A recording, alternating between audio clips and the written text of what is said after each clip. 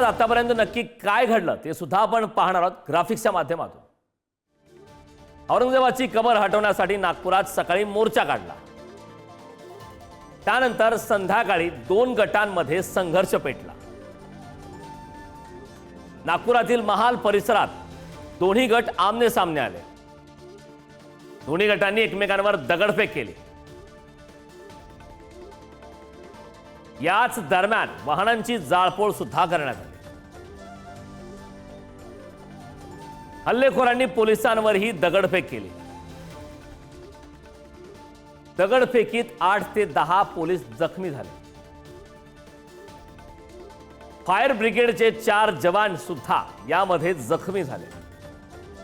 हल्ल्यामुळे नागपूरमध्ये मात्र तणाव निर्माण झाला। पोलिसांकडून कोमिंग ऑपरेशन सुरू। घराघरात जाऊन समाजकंटकांना पकडण्याचं आता काम सुरू असल्याचं सुद्धा कळतं।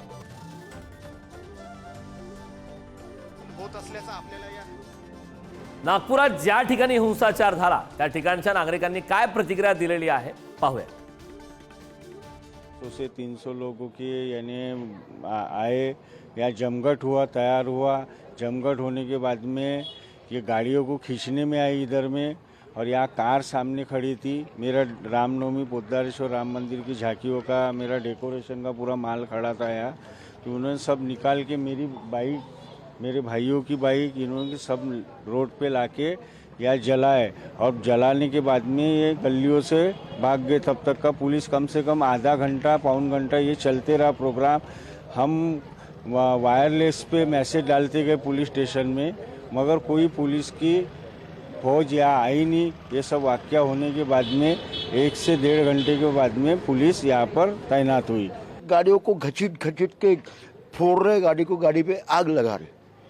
3 लोग अंदर घुसे, उन लोग को ऊपर से भैया लोग ने चिल्लाए, एक तो उन लोग निकल गए। मैं वो बता रहा, पूरी गाड़ी ऐसे जल के ऊपर तक अंगार जल थी, वो पूरी गाड़ी थी। मैं आया पानी का पाइप लेके गाड़ी को मैं कैसे बुझाने के लिए, तो मेरे को पत्थर फेंक के मार दिए। ये पूरा पत्थर फेंक के मारा। मैं घर के अंदर घुसा। हम लोग ने पुलिस को फ़ोन किए थे यहाँ पे, जब ये कार सब काम हो रहा था। हमने पुलिस वालों को 3-3 बार फ़ोन किए। मैंने नहीं किया, सभी लोग नहीं किए, मैंने अपने से किया, लेकिन नहीं आए। वो आए कब, जब ये पूरी पिक्चर खत्म हो गई। या संदर्भात ताजे अपडेट देण्यासाठी उपराजधानी नागपूरमधून आपल्यासोबत आपले प्रतिनिधी जितेंद्र शिंगाडे जोडलेत। मी जितेंद्रकडे जाणार आहे। जितेंद्र, खरं तर आपण पाहतोय की काल ज्या प्रकारच्या घडामोडी घडल्या, काल रात्री हिंसाचार झाला आणि आज मात्र सकाळपासून तणावपूर्ण शांतता त्या ठिकाणी पाहायला मिळत आहे। काही जणांना ताब्यात सुद्धा घेण्यात येण्याची प्रक्रिया सुरू आहे। काय घडतंय सध्या नागपुरात? कारण आता ज्या ठिकाणी मी उभा आहे ते आहे छत्रपती शिवाजी महाराज चौक। आपण पाहू शकतो की छत्रपती शिवाजी महाराज यांचा इथे मोठा भव्य दिव्य असा हा पुतळा आहे आणि शिवतीर्थ म्हणून हे ओळखलं जातं। काल छत्रपती शिवाजी महाराज यांची तिथीनुसार जयंती होती आणि या जयंतीच्या निमित्ताने इथे कार्यक्रमांचं देखील आयोजन करण्यात आलेलं होतं। मात्र कालच्या घटनाक्रमाची आपण सुरुवात करूया पहिलेपासून। तर या ठिकाणी जे आहे ते इथे बजरंग दल आणि विश्व हिंदू परिषदेतर्फे औरंगजेबाच्या कबरविरोधात आंदोलन करण्यात आलेलं होतं आणि याच ठिकाणी जे आहे ते आंदोलन करण्यात आलेलं होतं। या आंदोलनामध्ये एका समुदायाच्या भावना दुखावल्याचा आरोप करण्यात आलेला होता आणि त्यानंतर हे जे इथून आंदोलन संपलेलं होतं ते आंदोलनानंतर इथे एका समुदायाची काही लोक, एक 5-25 लोक इथे गोळा झालेले होते। त्यांना पोलिसांनी इथून हुसकावून लावलं होतं। काहींना ताब्यात देखील पोलीस स्टेशनमध्ये नेण्यात आलेलं होतं। त्यानंतर दुपारच्या वेळी म्हणजे संध्याकाळच्या वेळी पुन्हा मोठ्या प्रमाणात इथे घोषणाबाजी करण्यात आली।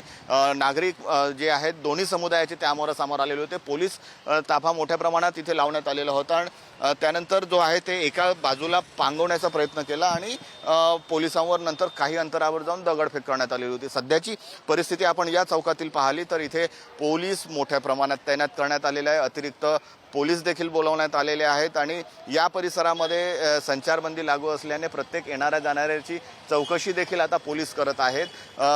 संपूर्ण हा बाजारपेठ असलेला परिसर आहे। या बाजारपेठ असलेल्या परिसरामध्ये दुकानं आहेत, ती दुकानं आज उघडतील याची शक्यता कमी आहे। तिथे आपण पाहू शकतो की पोलीस एकाएकाला थांबवून जे आहेत ते विचारतायत की कुठे जात आहेत, काय करतायत, नेमकं घराबाहेर जर निघालेले आहेत तर काय, कुठे जाण्यासाठी निघालेले आहेत, अशी प्रत्येकाला विचारणा होऊन राहिलेली आहे। पोलिसांचा फौजफाटा आजही तैनात आहे, सकाळपासूनच तैनात आहे आणि हा जो घटना झाली होती त्यानंतर इथून जे आहे आपण इथून सामोर जाऊया.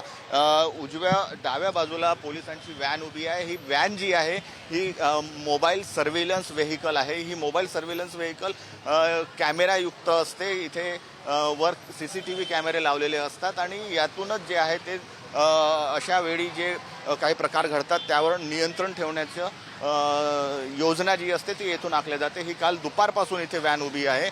पोलिसही इथे उभे होते आणि इथून जे सामोर इथून नंतर जो गोंधळ झाला त्यानंतर पोलिसांनी या संपूर्ण आपण पाहू शकतो की पोलीस प्रत्येकाला विचारून थांबवून विचारून राहिलेले आहेत आणि कुठे चाललेले आहेत, काय आहे नेमकं याची विचारपूस करत आहेत. कारण या परिसरामध्ये आता संचारबंदी लागू करण्यात आलेली आहे आणि त्यामुळे विनाकाम कोणी घराबाहेर निघू नये. पोलिसांच्या आणि मनपा प्रशासन असेल ते संपूर्ण येथून प्रशासनाचे अधिकारी पाळत ठेवून आहेत, नजर ठेवून आहेत. इथून जो झालेला होता इथून ही आपल्याला इथे दिसते की मस्जिद दिसत आहे. ही मस्जिद ताजो रजा म्हणून आहे. इथून काही लोक बाहेर निघालेले होते आणि त्यानंतर पोलिसांनी या जमावाला जवळपास 7:30च्या सुमारास सोमवारी रात्री इकडे सामोर जे आहे ते आपण पाहू शकतो की इकडे सामोर इकडे मागे पांगवत नेलं. हा जो परिसर आहे हा इकडचा महाल परिसर आहे. इकडचा भालदारपुरा परिसर म्हणून येतो. जुना परिसर आहे हा. महालातील जुना किंवा नागपूर शहर जे जुनं नागपूर म्हणून ओळखलं जातं तो हा जुना परिसर आहे आणि बाजारपेठ असलेला परिसर आहे.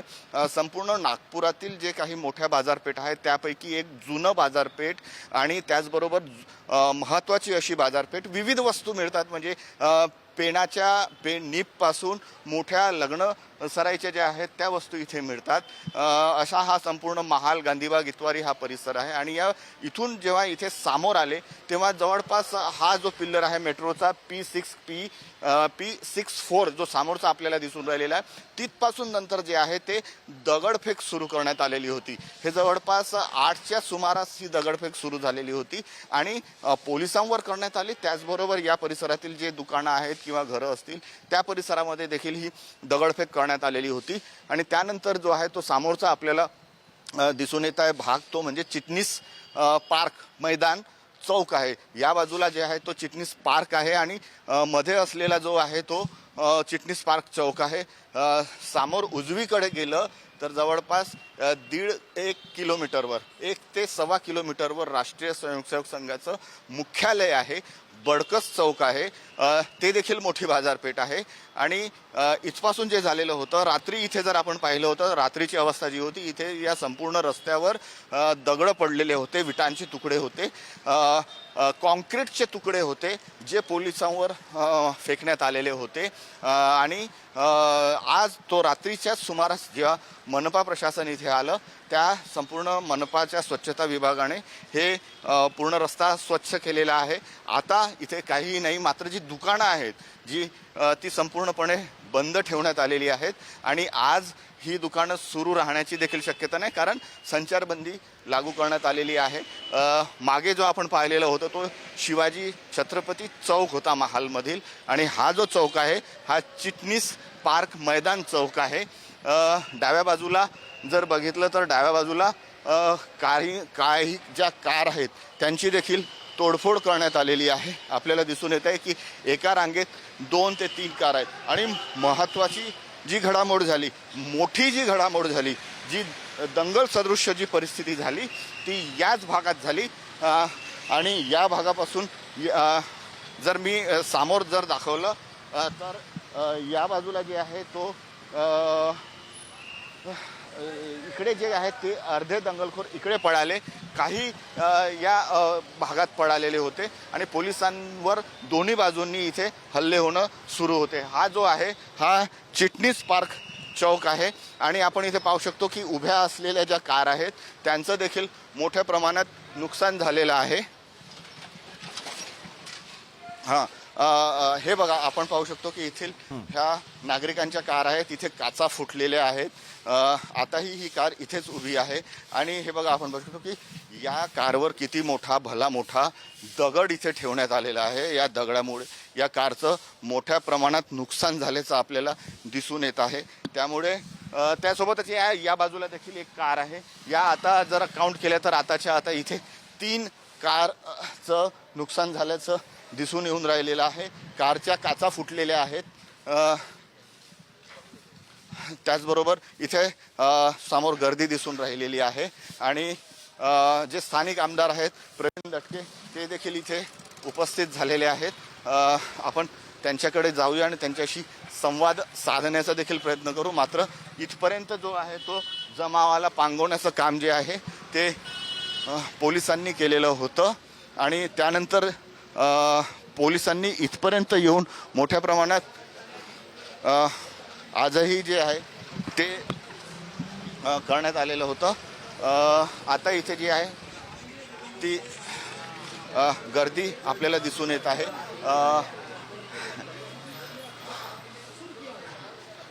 काही नागपूरकर देखील इथे आहेत. आपण त्यांच्याकडून जाणून घेऊया. काय सांगाल, एकूणच जो काही घटनाक्रम झालेला आहे तो नागपूरसाठी नक्कीच शोभनीय नाही. एक नागपूरकर म्हणून तुम्हाला काय वाटतं?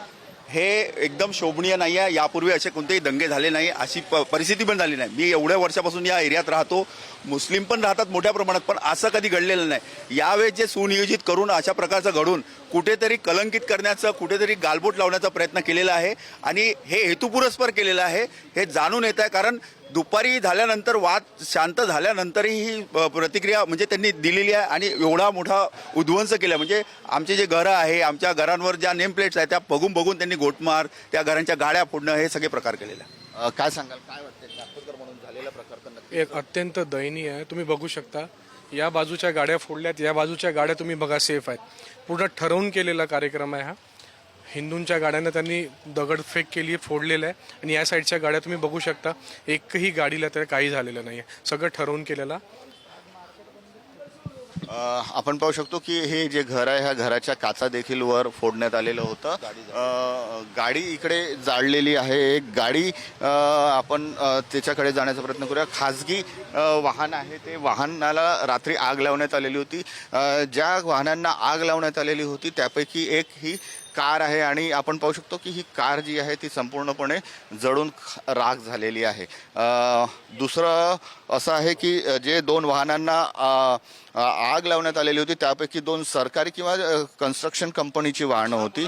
आपण पाहू शकतो ही गाडी जाळण्यात आलेली होती. इथे ही कार उभी होती. मात्र आता या कारमध्ये काही एक शिल्लक राहिलेलं नाही आहे. कारण इथपर्यंत जे पोहोचण्याचं होतं, अग्निशमन विभाग इथपर्यंत पोहोचूच शकला नाही. कारण अग्निशमन विभागाला पोहोचण्यासाठी इथे मार्ग मोकळा नव्हता. दगडफेक होत होती, हल्ले होत होते, काही धारदार शस्त्रांचेही हल्ले होते असं म्हणणं आहे उपस्थित ज्यावेळी जे उपस्थित नागरिक होते त्यांचे. त्याच्यामुळे जे आहे ही कार जी आहे ती पूर्णपणे जळालेली आहे. कारचं मोठ्या प्रमाणात काय नुकसान झालेलं आहे, कारमध्ये काही एक वाचलं नसल्याचं दिसून येत आहे. मोठा दगड देखील आपण पाहू शकतो की इथे कारमध्ये टाकण्यात आलेला होता. हा दगड बघा किती मोठा दगड असेल. हा दगड कसा काय उचलला, कारण कॉन्क्रीटचा तो एक मोठा भाग आहे. एवढा मोठा कॉन्क्रीट उचलून या कारची अगोदर काच फोडण्यात आली आणि नंतर याला आग लावण्यात आली. कारच्या आतमध्ये हा दुसरा दगड आहे. पेवर ब्लॉक्स आहेत, हे पेवर ब्लॉक्स टाकण्यात आलेले आहेत. तर अशा प्रकारे जो आहे तो इथपर्यंत म्हणजे छत्रपती शिवाजी महाराज चौक इथपासून सुरू झालेला जो काही प्रकार होता किंवा घटनाक्रम होता तो इथपर्यंत आपण असल्याचं पाहून येत आहे. लोकांची गर्दी आहे या भागामध्ये. म्हणजे हा आता रहिवाशी भाग आहे. या रहिवाशी इकडे आपण इमारती आहेत, पूर्ण महाल परिसर आहे आणि या महाल परिसरामध्ये हा जो आहे तो पूर्ण एकूणच घटनाक्रम ही जी कार आहे आपण सागर काय सांगाल, एकूणच जे काही घटना झालेल्या आहेत ते नागपूरसाठी तर हे सगळं सुनियोजित आहे. सगळं कारस्थान एका दिवसाचा हा विषय नाही आहे. म्हणजे ठरवून दगड मारणे, ठरवून मजमा प्रत्येक गल्लीत जमाव जाणे आणि आमच्या लोकांना भीतीचं वातावरण निर्माण करणे हिंदू समाजामध्ये. आता तुम्ही बघा, तुम्हाला दाखवते की हाल आहे हा सगळा विषय. पहा कशी गाडी जळून गेली. समजा इथे कोणी व्यक्ती राहिला तर जो झाला. एक तर दोघं काल बुजुर्ग लोक दवाखान्यात येत होते, चौकात गाडी फोडली, घाबरून गेले बिचारे. आज या लोकांची बिचारी स्थिती काय झाली यांना माहीत. त्यांची आभ्यती त्यांची काय रात्री असेल. डोळ्यात पाणी येतं आमच्या काल. इतकं घाबरून गेले लोक बिचारे. काय माहिती आता अद्याप आपल्या इथलं कोणी असेल कार्यकर्ते एफ आय आर दाखल करतील ते, पण अत्यंत वाईट परिस्थिती आहे आणि हे सगळं सुनियोजित आहे. तर आपण पाहू शकतो की येथील स्थानिक नागरिक आहेत हे यांचे आरोप आहेत की हा काही एक सुनियोजित कट तर नव्हता म्हणून.